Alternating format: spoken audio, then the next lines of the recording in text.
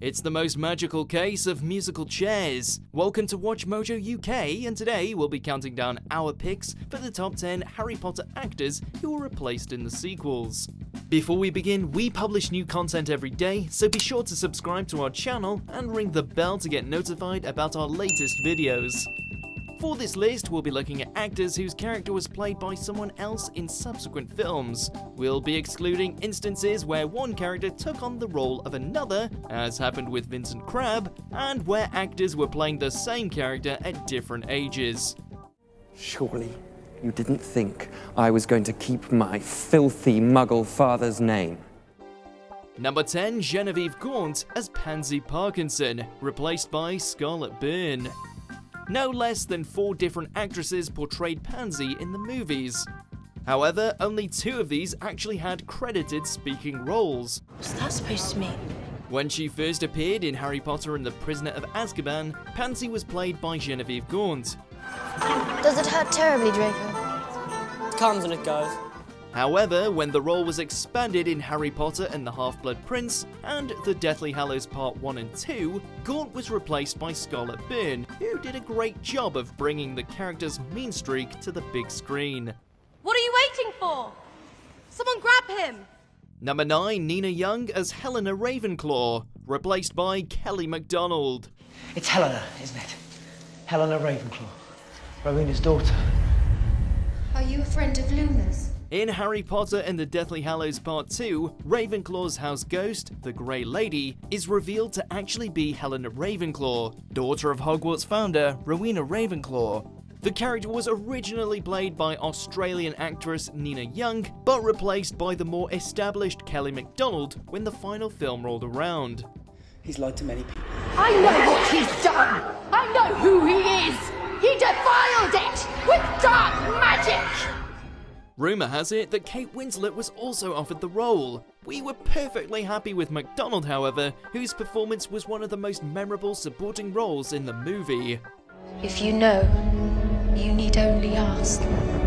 Number 8, Danielle Tabor as Angelina Johnson, replaced by Tiana Benjamin. This character's role in the first 3 Harry Potter films was relatively small, although she did manage to score during a Gryffindor-Slytherin Quidditch match in Philosopher's Stone. Angelina Johnson scores! 10 points for Gryffindor! When the part was expanded for Goblet of Fire, Tiana Benjamin replaced the original actress Danielle Tabor.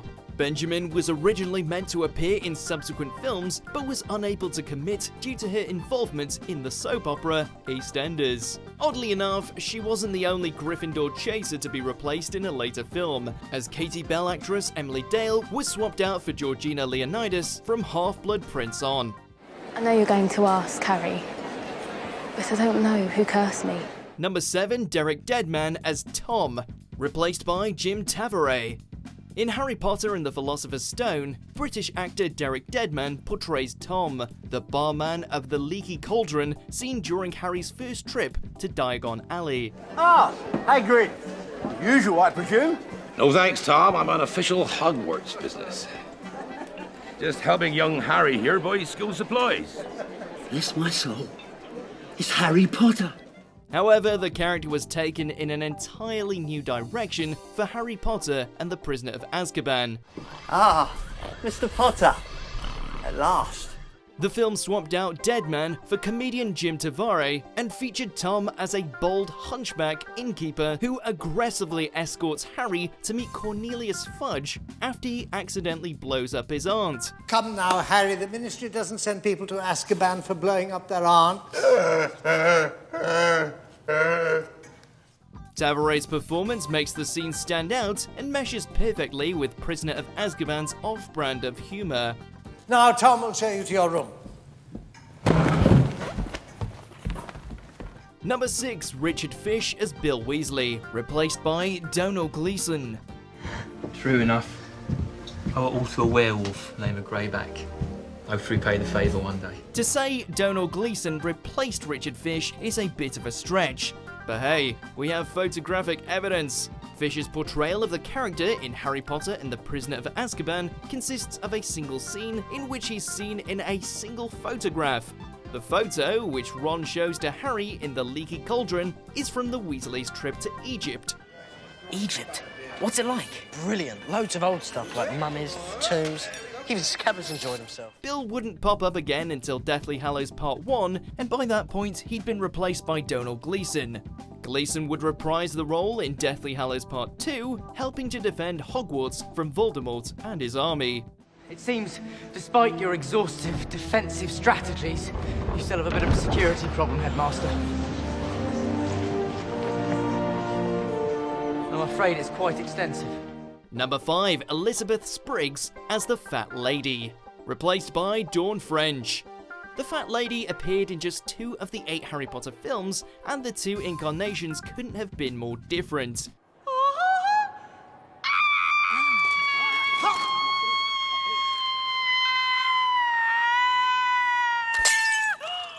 Amazing! Just with my voice. Amazing. Fortuna Major. It's all right. In Philosopher's Stone, the character is played by Elizabeth Spriggs.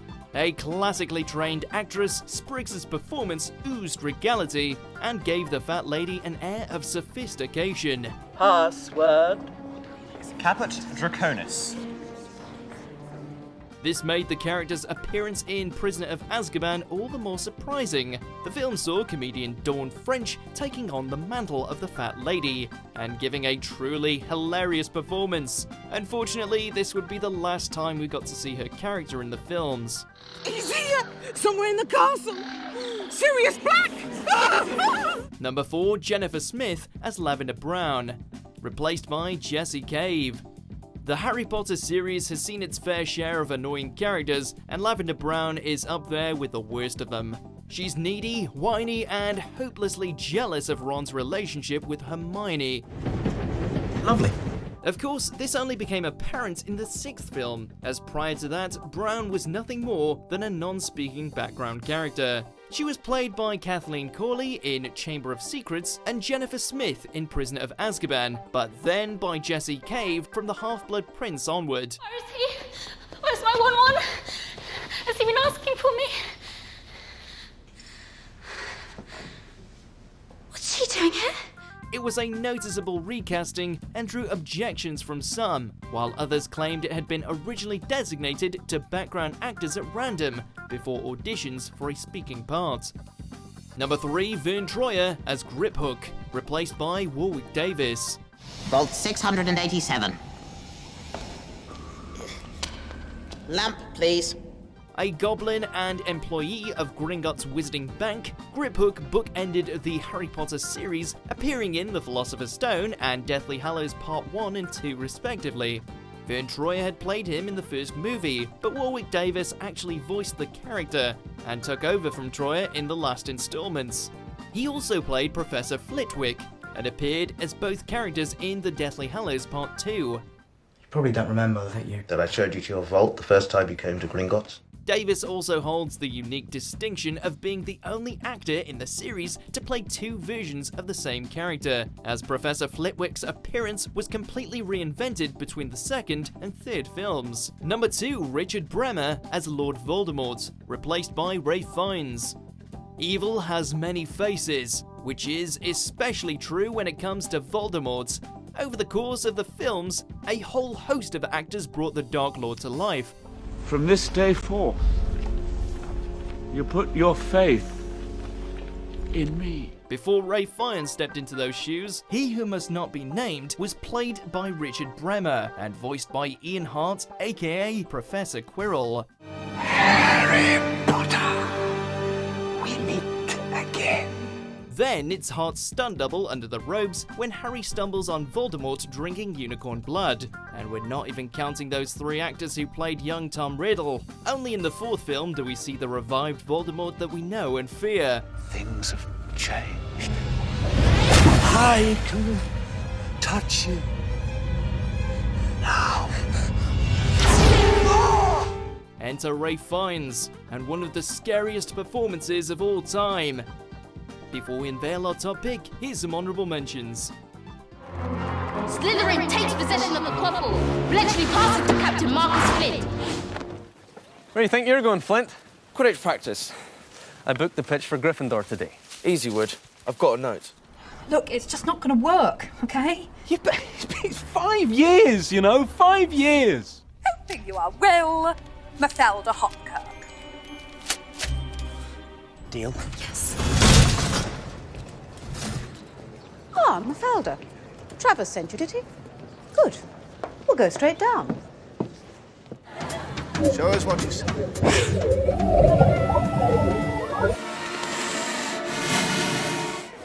Hello, boys. Don't you look dashing?